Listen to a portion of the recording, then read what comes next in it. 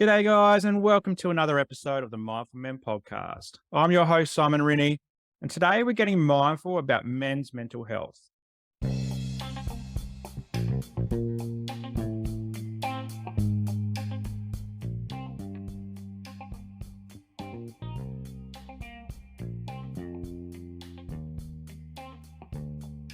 Trigger warning that if you are listening to this and mental health discussions do trigger you, feel free to skip this episode. That's more than fine. But if you do stick around and you do get triggered by some of the discussion that we have today, please reach out to your support networks afterwards. It's really important that you talk about your mental health. And joining me today, I've got Aaron Sanders from my hometown in Adelaide, South Australia. How you going, Aaron? Good, Simon. Thank you so much for having me. Really appreciate being here. I'm really excited to pick your brain and hear about your story. But you're a foodie into this mental health world. So I'm really excited to explore that with you today and what that looks like for you. But before we start, tell us a bit about you, where you grew up and what childhood was like and some of those key life moments for you. Yeah, so I'm Adelaide born and bred, always been here, apart from my fun time traveling over and doing the MasterChef thing. But grew up, very active family. My dad's a teacher, mum's a hairdresser, and always playing sport. Dad ran ski trips, so always been around the snow and snowboarding and doing all of that.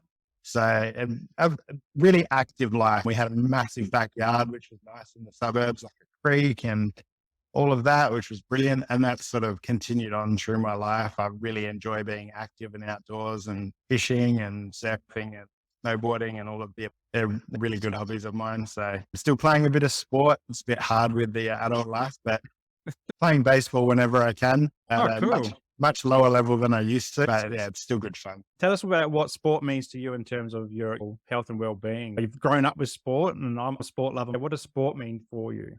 Yeah, sport's always been a massive part of my life. It's kept me active, it's kept me healthy, and it's kept me with a group of mates. So it's always kept me around. I've always played team sports. It's not been an individual sport, but it's kept me with a close group of mates. It's kept that camaraderie. It's been really important to me. And it's always that challenge. I really enjoy the challenge. I've never sort of been one to sit in a team that's not being overly competitive. I do get a little bit frustrated in that.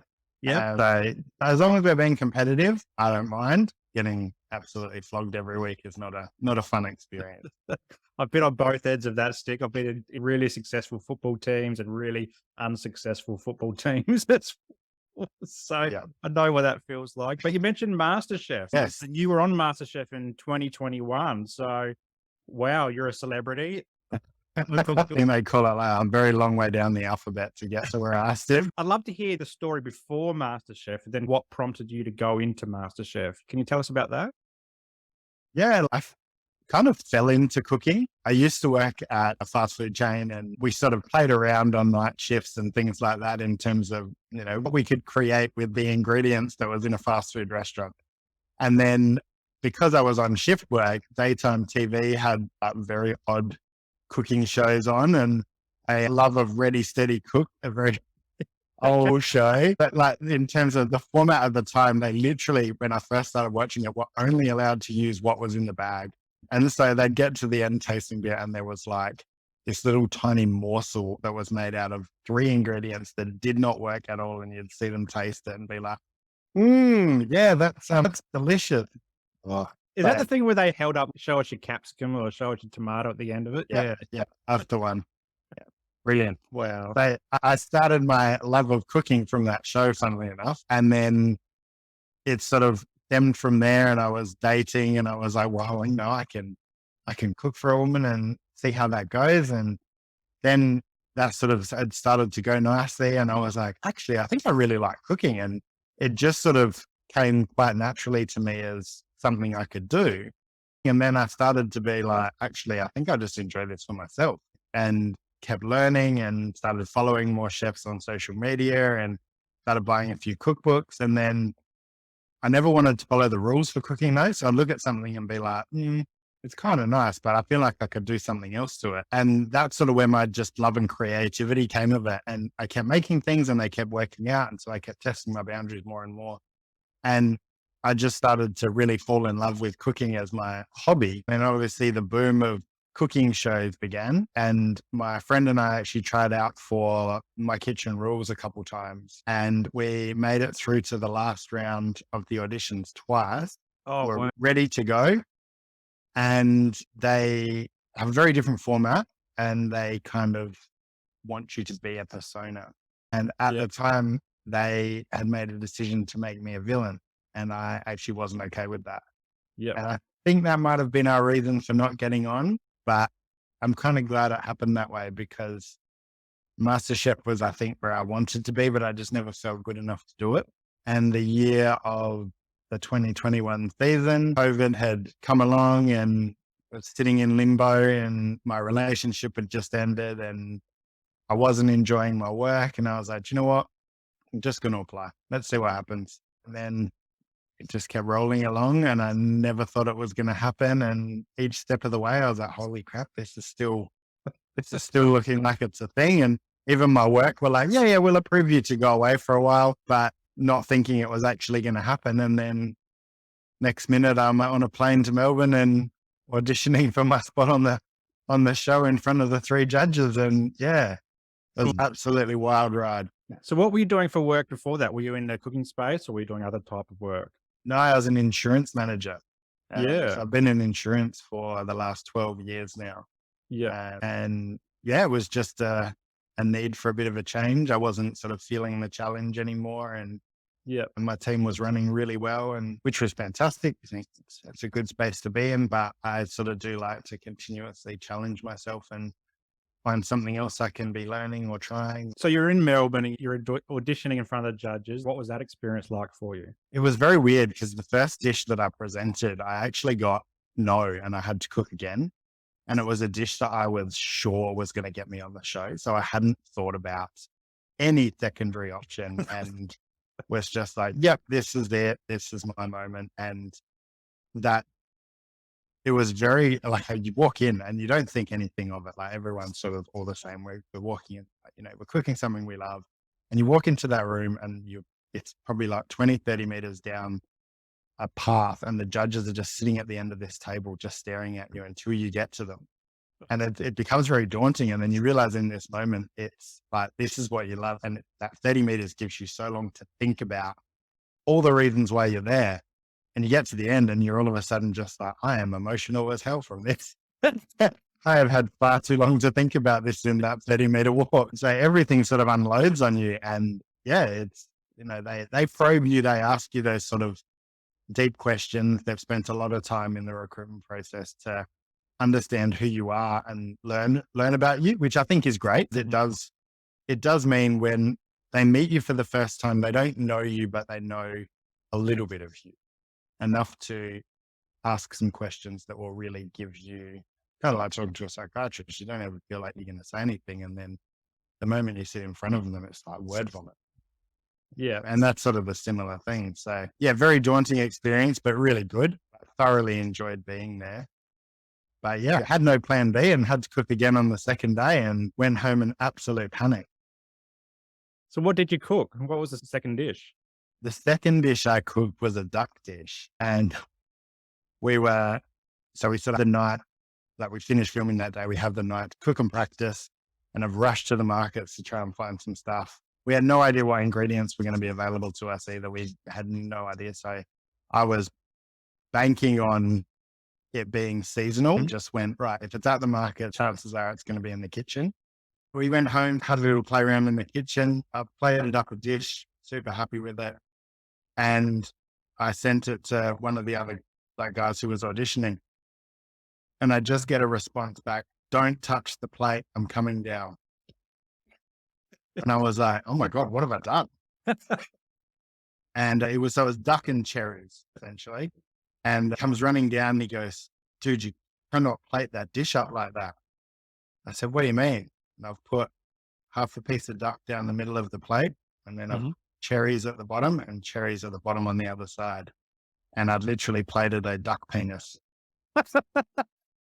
So I almost went on national TV plating up a duck penis. Thankfully, they had come down and told me that maybe I need to adjust the plating a little bit. And we went in the next day, and they showed us what our options were.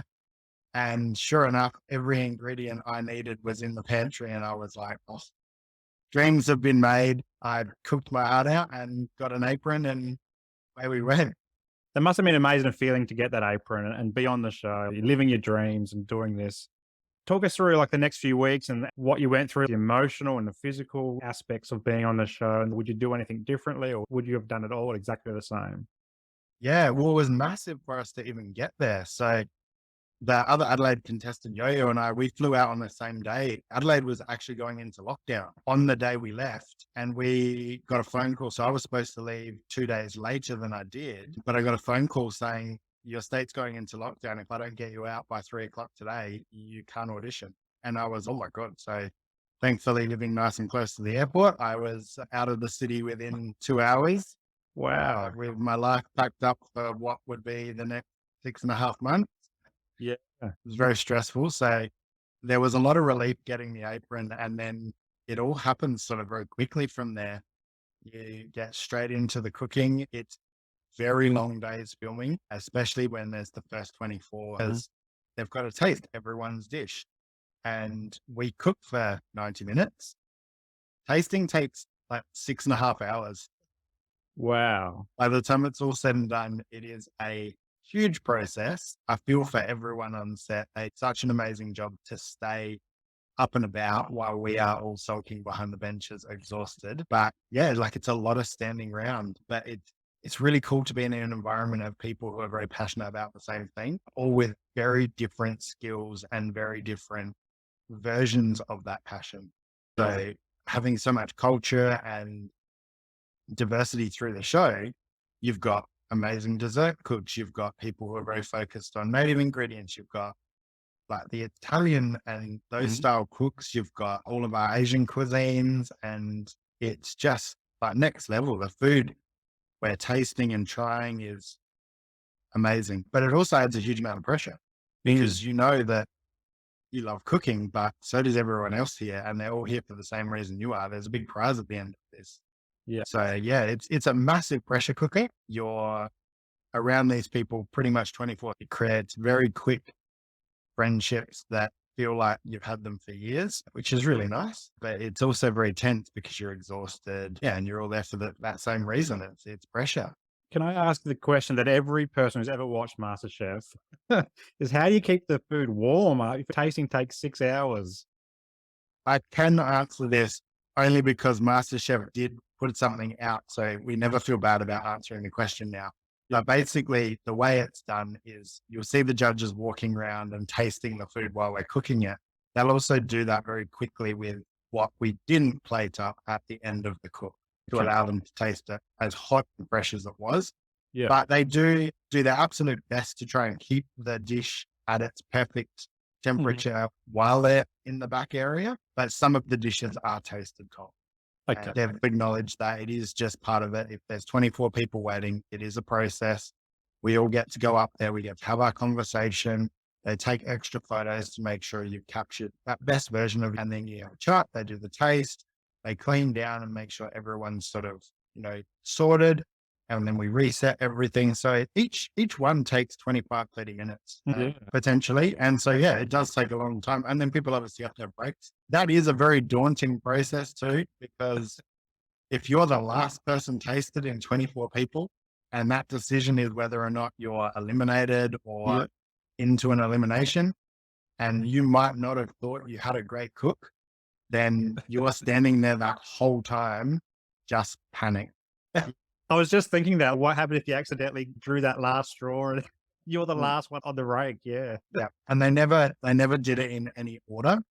So like occasionally we'd work out the order as it was sort of going. And then the very next day they'd literally just be like random. And so you'd be like, you had no idea. Like you have the person standing next to you could have been the first person tasted and you could be the last. Yeah. Wow. Wow. So you love food and food's a big part of your life. What does food actually mean to you? If you look deep into your soul, what's food mean to you?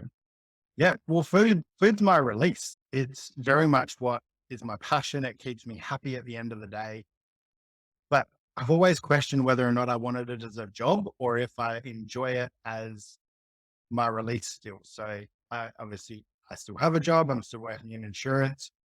And if I've had a bad day, coming home and putting some music on, grabbing a glass of wine and having a cook is what recenters me.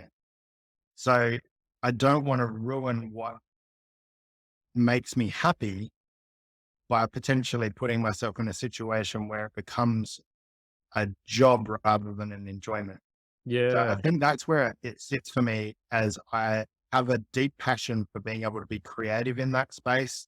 And I rarely make the same thing twice. I'm very bad at writing down my recipes, which is not great for when I do content creation, because trying to remember what I put in something is half the battle. Yep. Thankfully, my lovely partner, she now sits in the kitchen with me and writes down what I'm doing so that I don't forget. Wonderful. So what happened after MasterChef? When we first connected, I knew like you're doing great food on Instagram and all this type of stuff, but then I saw your mental health stuff come through. I'm like, okay, now you've really piqued my interest because I'm big in that mental health space as well. And I remember reading up that you wanted to do a food channel and promote South Australia, like it's a great food and wine place. But then obviously COVID was impacting that. Can you talk us through what your plans were for after MasterChef and what happened? Yeah, yeah. So came back from MasterChef. It's a weird scenario because you don't know when you're going home. You don't want to spend your time there planning because you need to be focused on the cooking. But then you finish, and then you've got, however, wherever position you finish kind of gives you an indication of how much time you have to plan, because you can't go out into the world and like, announce yourself until you're finished on air. It's kind of ruins the magic of TV. And I actually, while I finished 11th, I only still had a short turnaround because the top 10 wraps up their filming process quite quickly. But my best mate, he was really interested in, also picking something up on the side. He'd just had his first child and was trying to find himself a bit more of a hobby, sort of got himself into a bit of film editing. And we had spoken about promoting everything South Australia. I'm very Mm. passionate about the state. I love what we do here. I love that everything is within 20 minutes, Yeah. which it just makes everything so accessible. And my dad lives on the peninsula. I go get fresh seafood whenever I want. It's a perfect part of the world. So we wanted to highlight that and highlight the amazing producers we had. South Australia has become really focused on, I guess you'd call it, I want to say it's farm to table, but it's almost farm to consumer. And the middlemen are being removed at every possible point, and you can get some of the best produce directly from the person who's growing it. And it was really great to hear their stories. And the idea was that we would meet with local producers. They would share with us how they got into their field, how it's their passion, and then use their produce to show people how they can cook a beautiful dish at home. Mm. And started off great. We were getting great engagement. We had heaps of people wanting to work with us. We booked a number of jobs and a number of sort of really great exposures for South Australia, but that were going to allow us to keep expanding as well. And then COVID reared its ugly head, Yep. and every day we were having a cancellation sent through to us. And it took a massive toll. We were both still working full time. So we were doing this around full time jobs. And yeah, next minute we had lost, I think it was in the vicinity of 10 grand of work in a week that wasn't being rebooked because of the uncertainty of COVID. And that left us really deflated. We were both sort of feeling the pain of that. The effort we'd put in to get to that point was a lot of our own time, a lot of our own money. We were both exhausted and feeling like we'd sort of made it out the other side, and it was now going to start seeing the fruits of the labor. So for it to break at that point probably left us both feeling very deflated. And South Australia stayed in a state of, I guess you call it, partial lockdown, for probably close to 6 months, where masks were required in every sort of area. And we were filming with people in shops when we started this. We couldn't do that. We didn't have the money to set up for that sort of filming, and you couldn't hear someone with a mask on. So everything ground to a halt. And it didn't help that I was still seeing everyone else being able to film their content, because outside of South Australia, the other states had adopted that COVID was going to be a thing and they just needed to live with it. Yeah, wow. So you parked the idea or do you just completely abandoned it?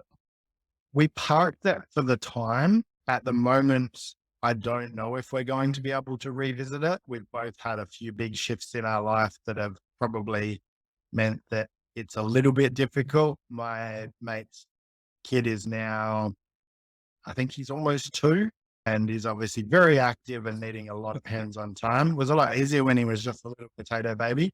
He didn't need anything. He just sat around and we could work around him. So it doesn't sort of work as easy now. But we're not opposed to revisiting it. It's just we'll have to make sure that it's not going to hit another hurdle, Yep. because that was probably the biggest thing for us. Yeah, wow. So you've had a few big years. Now, I remember back in August when we were teeing up this interview, you had on your Instagram your involvement in the Heart on the Sleeve movement, and you really opened up about your mental health challenges that came from COVID. I think you remember saying you had like one mask on for the socials and off between the different posts and the different videos, it was completely different. Can you tell us a bit about your mental health story and what's happened and how mental health has showed up in your life and what some of the things that you went through? Yeah, yep, definitely. I first developed depression I think I was about 22. So I'm 36 now. So 14 years ago, I was working in a job that had turned into a very unhealthy situation. I was only working 3 till 11 shifts, which meant that I never saw my partner, who worked 7 till 3. So literally I'd get home, she was already asleep. She'd get up and go to work and I was still sleeping from the night before. Was very unhealthy. Didn't see my family because obviously working nights, and it spiraled out of control pretty badly. At that time, I didn't know much about mental health, so I didn't really understand what was happening to me. But it went backwards very quickly, to the point I found myself completely out of control of my life. Didn't know what I was doing, had no drive, and was, yeah, not being able to treat the people around me the way I wanted to. I was closed off to everyone. I made excuses for not being there because I just couldn't put a face on. And it took a lot of, I probably didn't go about it in a way I would recommend to people, because it took a lot to get me out of it. But I spent a lot of time learning about what was actually upsetting me and what the triggers were in those moments. Yeah. And that was sort of my way out. And then I put my focus back into my health and fitness. So at the time, I think I was well over 100 kilos, doing absolutely nothing apart from working and eating fast food all the time. And yeah, was probably the unfittest I've ever been. And so, yeah, put my focus into my fitness, and then that sort of gave me an out. And then I was able to learn all about the different emotions that impacted me, and then the triggers that impacted me each day. And You that said, was my start point. yeah, you said you didn't know it was a mental health issue. What was the prompt that made you kind of realize it was, or how did you work through that? So I went and saw my doctor. I'd got to a point where I was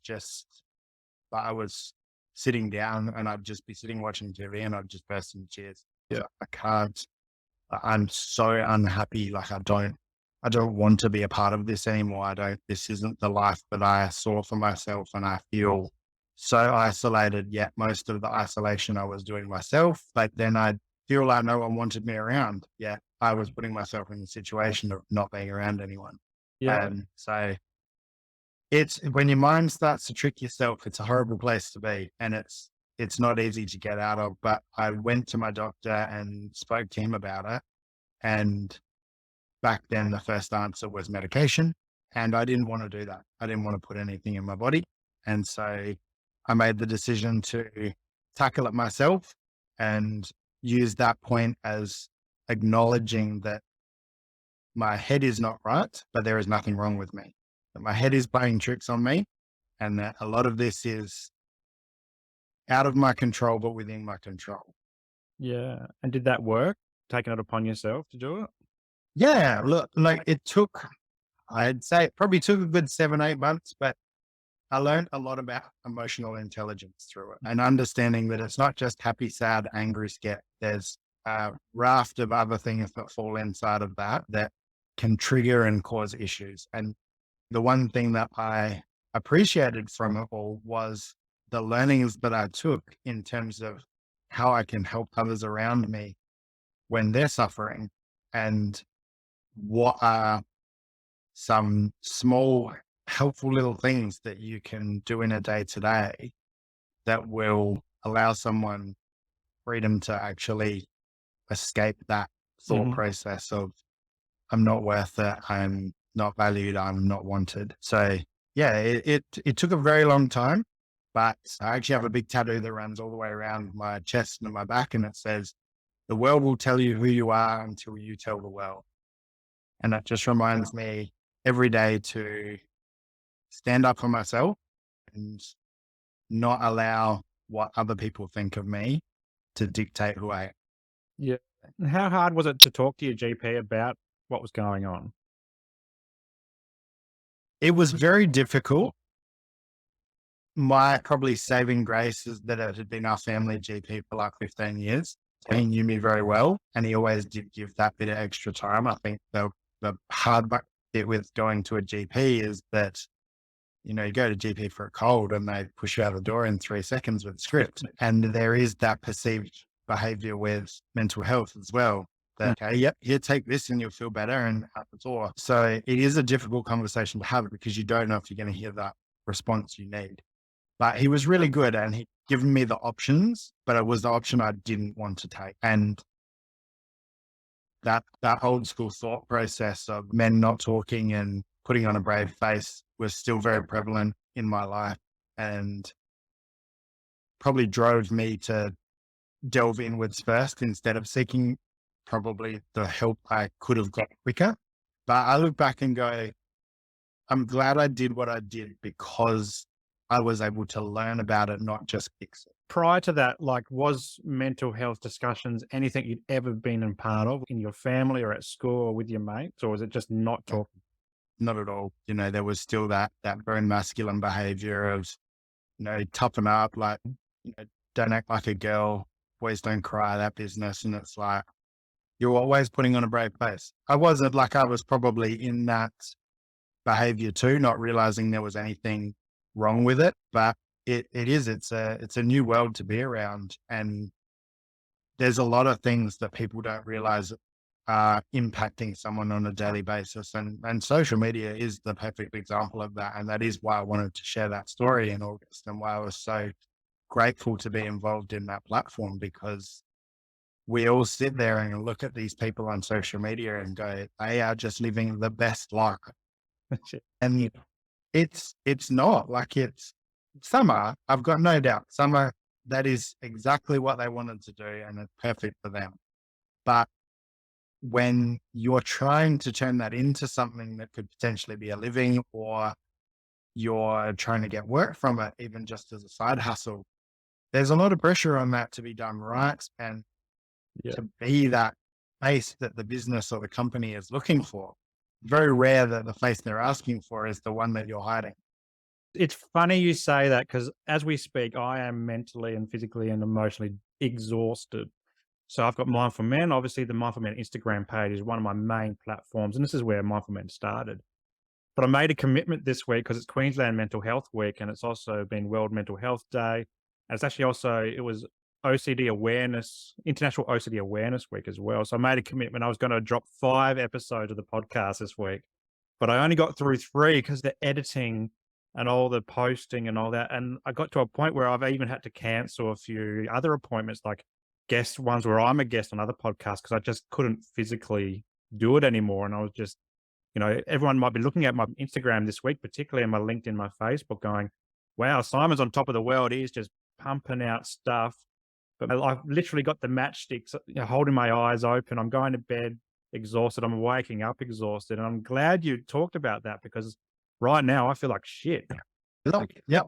Well, like World Mental Health Day was, what was it, Tuesday, I think. Yeah.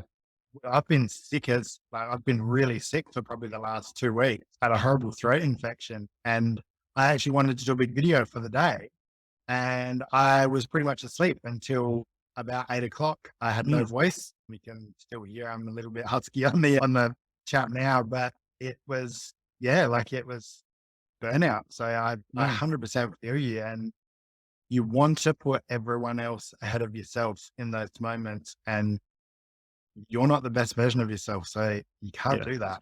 Yeah. And you gotta know when to draw the line and say, enough's enough. I've got to rest now. Because yeah, I was feeling burnt out again. I've been through burnout before. And I'm like, and I was really worried about going through it again, and like because of how bad it was last time.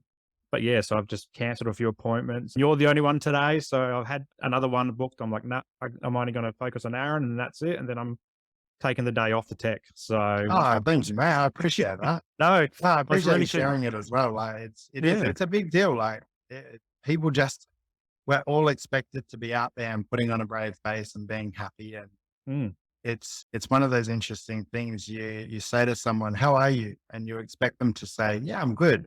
yeah, And when they say to you, "I'm not okay," you don't know what to do next. And that's something because we've hid behind sharing bad things for so long is not okay, that no one knows how to respond to them when you do. yeah, definitely.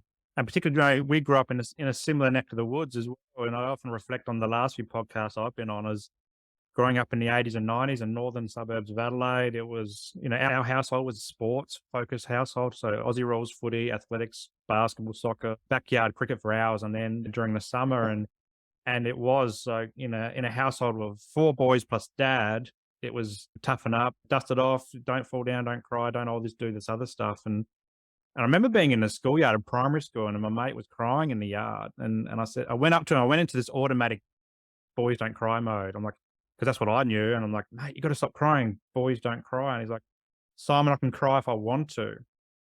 And it was a really powerful moment for me. It planted a seed for me that I've held on to ever since about what does masculinity mean? What does men's health mean and mental health?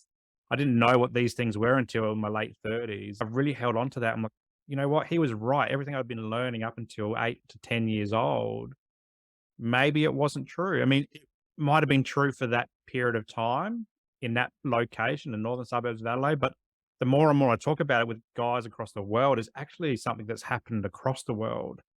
It's in a time before social media and time Yeah. before broadband internet, like the old dial-ups and when we used to download South Park images of, you know, and it used to go doot, doot Yep. down the screen. But yeah, it's in a time before people could just go on their smartphone and look up, these are the symptoms I've got, what is this? And yeah, we never talked about it. It's probably only think the last 10 years that I've noticed the media talking about it. I noticed news articles talking about mental health as well. But even like 4 or 5 years ago, I was in the workplace and you started hearing about this concept called Doona Days. And I'm like, I've never heard about this before. And then all of a sudden it clicked into Mental Health Day.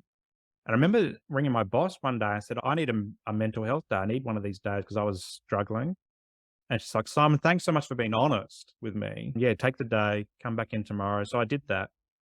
But then the week after, like we had a team meeting and she said, oh, mental health days aren't an excuse to have a day off, you know? And I was like, where did Oh, this come from? And so and that was only five, maybe 6 years ago that this happened. So I think we still got a long way in mental health discussions to, we do have the Are You Okay Day, which I like to think it's more of an everyday thing as opposed to a once a year thing and World Mental Health Day and Queensland Mental Health Week this week. But I think the more and more and more we can talk about it, the more we can normalize it. And then Doona days or mental health days are a perfectly reasonable excuse to take the day off of work. I guess particularly after COVID, when we've all been working from home or trying to, if we can, and also juggling family. And I was studying at the same time as working family and dealing with my own mental illness too. So I'm really happy that you're talking about this from a bloke's perspective, but also someone from my neck of the woods. It's really nice to talk to someone from Adelaide. But depression, did that keep going through your life, or did you stomp it on the head, or does it keep coming up and down? What's it look like since then? It's been interesting because I was adamant that I had it knocked on the head and that I had all the answers for this moving forward when I was probably, I think I was about 26, and was like, yep, I am on the up and up. I'm the fittest I've been. I've got all the happiness in the world that I want. And any challenge that comes my way, I can tackle it. So I went overseas for a work trip, and on the way back, I got DVT, and I ended up in hospital for, I think it was 12 days with 4 clots surrounding my heart, Wow. and was extremely lucky to still be here. But it put all the things that I had put in place to tackle my mental health completely on hold, because I was on blood thinners and I wasn't allowed to be in the kitchen cooking by myself, Mhm. a risk of cutting and bleeding out. Yep. Wasn't allowed to do more than 5 minutes of walking for the first 6 months of my rehab because the clots went completely gone. And if I overexerted, I was at risk of moving one straight to my heart, Yep. which then impacted every way of my body moving. I could have done a lot more, but my feet went flat. So then I used to be a sprinter, couldn't run more than 200 meters before it felt like every muscle was trying to tear itself out of my body because all my Mm. alignment had moved, and it started spiraling back because all of the things I'd put in place to stop those negative things were all coming back because I couldn't do those things, which was very difficult. So what it did teach me was that while I might have found ways to help combat my mental health, it doesn't mean I fixed it for life, and that it's a constant thing to work on. And no different to, I guess, if you talk about working on your physical fitness, if you stop working on your physical fitness, your body will start to go backwards. You will lose those flexibilities. All of that changes. The same is for your mind. If you stop working on your mind, it will go backwards. You will Yeah. lose those controls you put in place, and the thoughts creep back in, and the horrible voices and things like that all come back because you're not working on it. So what I've learned is that it is a constant workable piece of your body, no different to your muscles. And that if you don't keep working on your mental health, it will come back. Yeah. So that's sort of my learnings from that has been, I need to make sure I keep on top of this. I need to make sure I keep talking about it with the right people, and I need to make sure that I don't let it consume me again. So Yeah. it's a constant learning. Yeah. You mentioned before you didn't want to go on meds. And I remember before I went into the doctor's office the first time, I was one of those guys similar. I didn't want to be a guy that was taking medication every day. It was like a bit of a stigma for me, and it felt like a bit of a shame. But eventually I did go onto the meds and get the stuff. Did you ever change your perception around medication, or are you still not on medication? I'm still not on medication. I also had Crohn's through that as well, which was fun. So Yeah. that Okay. was another point in time where my life just stopped dead in all the things I wanted to do, my body could not do. And one of the treatments, so I think probably one of the reasons why I never went on to medication is I was on so much medication for so long, and I just didn't want to add anything into that. One of the treatments for Crohn's is a medication that can mimic the same chemical makeup in your brain that depression, and I got that straight away. So Yeah. I was only able to be on that drug for a very short period of time. It was working for my Crohn's, but it was putting me into a completely depressive state that I had no control over. Wow. So I've always, I know that medication is a fantastic way of working with your mental health. And there is certainly, I see the benefits of it. It's just never been one for me. And I think I'm okay with that because I've been able to continue to work on it, and I've been able to continue to learn. And I haven't found myself in a position where that's got too far. But I think if Yeah. I did, I would certainly explore the option. Yeah. So what's been some of the other things that you have done? Have you done therapy, or you focus on fitness? What's been your approach to managing your mental health?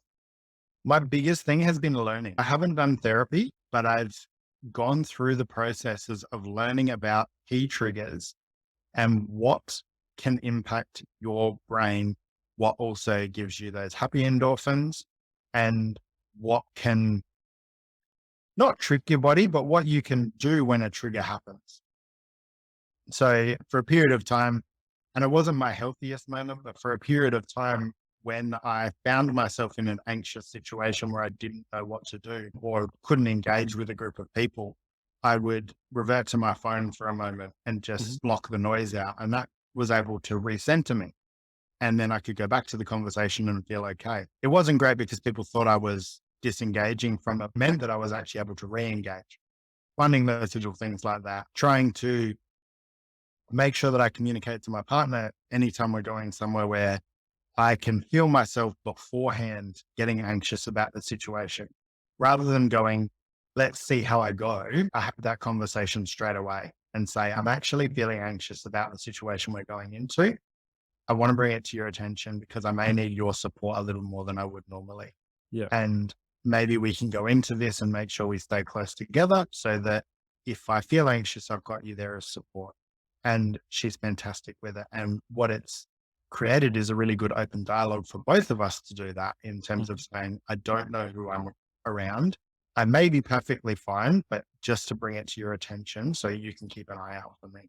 And knowing that person is there 9 times out of 10 means that I don't actually feel anxious in the situation because I've already communicated how I may feel.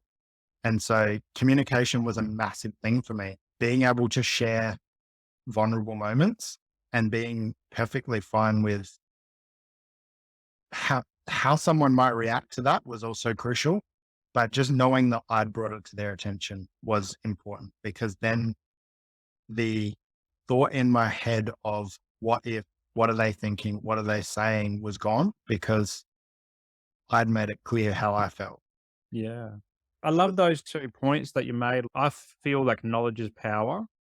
And when we inform ourselves about what's going on. So I found that particularly with my obsessive compulsive disorder. And when I got diagnosed by a psychologist, things started to make sense. I go, okay, this is what it is. There's a name for what I'm experiencing. And then from there, yeah, over the years, learning about that. And I haven't really started really learning until probably my mid to 30s when I started my social work degree and started going, okay, I've got these labels. I know what it feels like to live with them from a lived experience perspective, but let's look at some of the theory and stuff behind that as well, and some of the therapies. So my approach is therapy, medication, knowledge. But what you're highlighting here is that that doesn't have to be the way for everybody, and so medication doesn't have to be the way, and therapy doesn't have to be the way. You can do things like knowledge, and I love this concept around communication as well. So we often don't talk about our mental health because we're ashamed or we feel stigma or we're not around people that we can have that honest dialogue with. But when you meet people and you have people in your life that you can have an honest chat about it, it makes things feel so much more easier and so much more manageable as well. So I love those 100%. 2 points that you've highlighted. But what about sport and food though? Like, do they form part of your mental health management as well? Massively. Yep. Yeah. Food for me, yeah. Like if I've had a bad week, I'll literally like tell my partner, I'm like, I need to go to the shops. I need to cook. I'm gonna put some music on. We're gonna have a day of food. She never complains because she gets fed. We normally have a beautiful feast, but it's that reset for me. And Mhm. it's doing something that makes me happy. And I can come back to it and go, yep, that was what I needed. I needed that reset. And same with sport, especially through summer. In summer, I will spend a lot of time down the beach on a paddleboard, Yep. just floating around in my own head, but in a good way, just thinking about all the reasons why this is so good. Yeah. You know, the beaches on Adelaide are amazing. And I can be paddling along the foreshore at Glenelg and see stingrays, crabs, fish, everything and anything, and just completely drift off into that moment and enjoy it for what it is. And then catch myself dinner and come home. Nice, nice. Growing up in Adelaide myself, and it's so hot in summer. So to be down at the beach is just a really nice place to be in those hot summer Adelaides. I mean, I remember when I left Adelaide, I think we had 2 weeks on of 3 weeks on of 40 plus days. And I was working at Bunnings at the time. It was in one of those old school Bunnings at Windsor Gardens where they Yep. had no air conditioning. It was old Big shed. school. was a tin shed, and I finished the uni degree and packed up my little Mitsubishi Mirage, and off I went to Canberra, which is probably just as hot as Adelaide, maybe just a little bit less hot. So Just that horrible dry heat. It's so yeah, draining. So it is, it's good. I must admit, being from the suburbs and moving to the beach side of town has been a massive godsend for me, because summer is like, I'm 7 minutes from the beach. I can have the car packed up in the driveway. I live 600 meters from my workplace. I can be home in 5 minutes and down the beach in another 10 and be on the paddleboard after work. And it's a very good life. it's a good lifestyle, and yeah, and perfect for mental health maintenance as well. So, Yeah, mate, I've really enjoyed our chat today, but a couple more questions, and I'll let you go for your day. of course. So, what's next for you, mate? What's in the pipeline? Have you got something in mind, or are you just going to keep on doing what you're doing at the moment?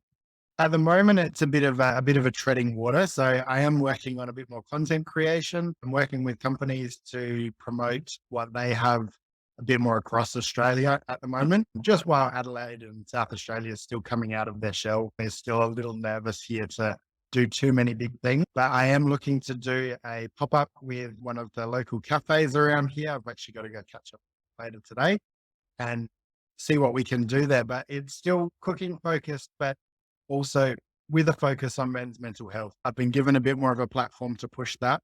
And I really want to do it because I want to break down this stigma, and I want guys to be okay to talk to each other and not just say, yeah, man, I'm good. Like, just, Yeah. feeling great, and walk away from that going, why did I say that? Why did I not just go, nah, man, I'm really struggling at the moment. I'd love to go for a beer and have a chat, Yeah. or, go kick the footy and, talk about our day. I don't see why we can't do that. So I want to keep pushing that, and I want to it will be uncomfortable, but that will be okay, because we're coming out of I guess, a period of isolation. COVID created isolation for everyone. And so in a time of reconnect, let's do it differently. Let's ask those questions. How are you really? But be ready to answer, I'm not okay. You just put yourself in that position and just listen. If that's what they need, just listen. If they want solutions, then you can help, but start with just listening. Yeah, I love that. I really do. As we said, the more we have these kinds of conversations on podcasts and stuff like that, the more it can help other guys listening go, yeah, I can talk about this. These two guys have been doing it, so I can do it too. We have a rule in our house, and that's I feel like it's a really good way of starting a conversation with someone who's had a bad day. Do you want support, or do you want solutions? I like Because that. then going into that conversation, the other person knows, because there's times where you just want to vent and you Yep. don't want someone to try to fix that. And if someone tries to fix your vent, then you actually end up more frustrated. Yes. So we make this rule to say that at the start. And then that way the other person knows what their support in that actually is. Do they just need to sit there and listen and hear you out and you feel better at the end of that? Or do you actually need their help to find a solution to your problem? And it works really well. That's wonderful. Yeah, I love that. I'm going to adopt that in our household and in the work that I do. So, mate, how do people follow you if they're keen to watch what you're doing in the content creation space? Do you have a website, or is it mainly on socials? Where can they find you? Pretty focused on my socials at the moment. So my Instagram is my one source of truth. Sanders25 is my Instagram. You will see lots of food, and you will see lots of me talking about my day and how I'm actually feeling. There won't be any hiding. It will be raw sometimes. So it is that case. I don't want people to see, and I don't want to go back to what I had to share in August differently, of me saying, I hid from you all for so long. I want to show you what's going on, and I want people to see social media for what it really is. And it's a way for us to connect. The social media world is amazing on the front that you can share so much so quickly, but we only share our happiness a lot of the time. And that can be negative. But if we can share these types of things, we can reach more people on a greater basis. So Yeah, I love it. I'll put the link in the show notes so that people can click on that if they want to check you out. And I highly recommend it. I salivate every time you put a photo up about food, because I'm a terrible cook, and I actually had to stop watching MasterChef at one stage because it was just making me too hungry after dinner. Oh, mate, it's a very, very talented group of people they get every year. And it's amazing some of the stuff they can come up with. Yeah. Yes, I 100% feel you on that one. Last question, mate, and then I'll let you go, is something for you to plug something that makes you feel good. And it doesn't have to be food or mental health related, but it can be if you want. Just something to pay it forward for our listeners if they're looking for maybe something you're listening to or reading or watching or self-care, anything you want, you can plug it. Ooh. So I was trying to put a lot of thought into this one. For me, and this is because this is something I'm really trying to get my focus back into, and I was doing such a good job of that. And then I kind of lost my way a little bit. But I really want people to try and think about genuinely asking someone how they are once a week and not expecting anything in return. To just check on someone and say, how are you going? But give yourself at least 10 minutes for a response that is not, I'm okay. Because I found that such a great bonding experience and such a great way to start really good conversations. And I'm really putting some focus back into doing that because not everyone is comfortable approaching someone to say they're not okay. But if someone's genuinely giving you their time, I think that opens up more of the opportunity for that conversation to start. And you have no idea how helpful that could be to someone on a bad day. I love it. Sounds fantastic, mate. And I mentioned before that I was feeling pretty shit and I'd cancelled a few things, but after this conversation, I feel fantastic now. I'm ready for my day. So I'm really grateful for having this chat with you and holding space for each other and hearing your story, but also I'm keen to see how you grow in the future and where you go to next. Thank you. I really appreciate that. I feel the same. I've got a big day planned and I now really feel like I can go out and tackle it. So it's been a great conversation. Thanks, mate. Thank you.